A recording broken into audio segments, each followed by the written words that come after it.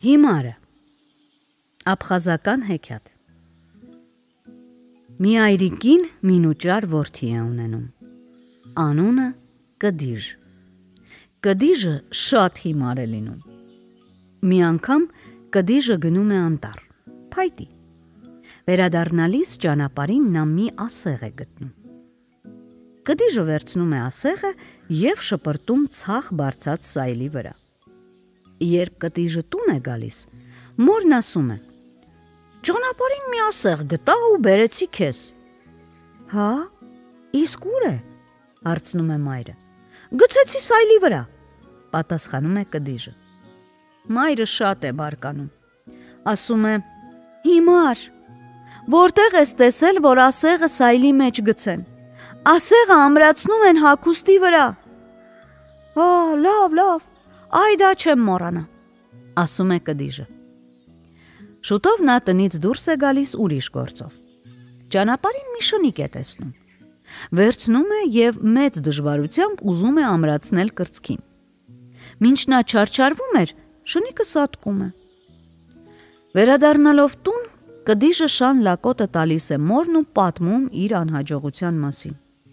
«Այ դու թշվառական, որտեղ ես տեսել, որ շան լակոտը ամրացնեն կրծքին։ Նրան կանչում, հրապուրում են, նա էլ վազելով գալիս է կանչողի ետևից»։ Վշտացած մայրը ուզում էր կշտամբել խելառ որդուն։ Լավ, հաջորդ անգամ կհիշեմ այդ, ասում է Կդիժը և գնում անտառ։ Անտառում նա մի նապաստակ է տեսնում։ Սկսում է քնքշորեն նրան կանչել, բայց նապաստակը վախենում է ու փախչում։ Կդիժը վերադառնում է տուն և այդ մասին պատմում է մորը։ «Ախ դու անպիտան», ասում է մայրը, «միթե նապաստակին կանչում են, նրան հրացանով կամ կացնով խփում են»։ Լավ, չեմ մոռանա, ասում է Կդիժը ու գնում։ Ճանապարհին նա հանդիպում է մարդկանց, որոնք եզներով վար էին անում։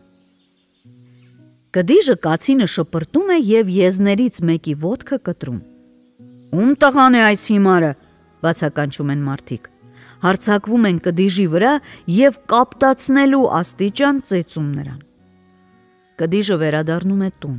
և այս բոլորի մասին արցունքով պատմում է մորը։ «Այ դու խելառ, հարկավոր էր ասել հաջողություն ձեր գործերին», բարկանում է մայրը։ Լավ, հաջորդ անգամ կաշխատեմ հիշել, պատասխանում է Կդիժը և նորից տնից դուրս է գնում։ Ճանապարհին տեսնում է, որ մի կնոջ են թաղում։ «Հաջողություն ձեր գործին», բացականչում է Կդիժը։ «Լավ որ չտեսնես, միթե չես տեսնում մենք ինչ ենք անում», ճչում են հուղարկավորները և վռնդում Կդիժին։ Երբ նա վերադառնում է և այս ամենի մասին պատմում մորը, մայրը նրան ասում է. «Ախ դու հիմար, հարկավոր էր գլխին տալ և հանգուցյալի համար լաց լինել»։ «Լավ, ես կհիշեմ այդ», ասում է Կդիժը։ Շուտով նա ընկնում է մի հարսանքատուն։ Հյուրերն ու տնեցիք պարում, ուրախանում, քեֆ էին անում։ Կդիժը իսկույն հանում է բաճխուլը, ձեռքով խփում է գլխին և սկսում բարձրաձայն լաց լինել։ «Ինչ ես անում», ճչում են հարսանքավորները, «թաղման ես եկել ինչ է»։ Բոլորն աղմուկով հարձակվում են Կդիժի վրա։ «Որտեղից հայտնվեց այս հիմարը, դրան վռնդեք էստեղից»,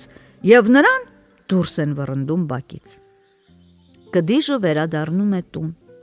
Այս բոլորի մասին պատմում է մորը և ավելացնում, որ նա տնից էլ դուրս չի գա, մինչև մայրը չամուսնացնի իրեն։ Մայրը խոստանում է. «Կամուսնացնեմ քեզ, եթե դու ձմռան համար շատ փայտ բերես»։ «Լավ», ասում է Կդիժը և սկսում է փայտ կրել։ Այդ ժամանակ մայրը փայտյաթին զարդարում է կանացի հագուստներով և կանգնեցնում է ամխարայում։ «Եկ այստեղ», կանչում է նա որդուն, «բավական է աշխատես։ Ես քեզ համար կին եմ ճարել, և նա արդեն ամխարայում է, Միայն տես, հա, մինչև երեկո այնտեղ չմտնես։ Երեկոյան կդիժը մտնում է գողտիկը և ուզում է գրկել փայտյա թին։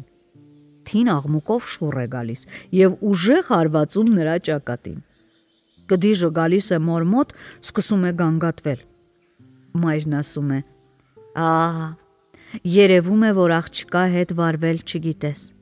Դրանից էլ նա վիրավորվել է և կարծելով, որ դու հիմար ես, թողել հեռացել է»։ «Եթե այդպես է, ես նրան անպայման կգտնեմ և ետ կբերեմ», ասում է կդիժն ու ճամփա ընկնում։ Գնում է ու այլևս չի վերադառնում։ Ասում են, որ նա մինչև օրս էլ ամեն տեղ փնտրում է իր հարսնացուին։ Փնտրում է, սակայն ոչ մի տեղ չի գտնում։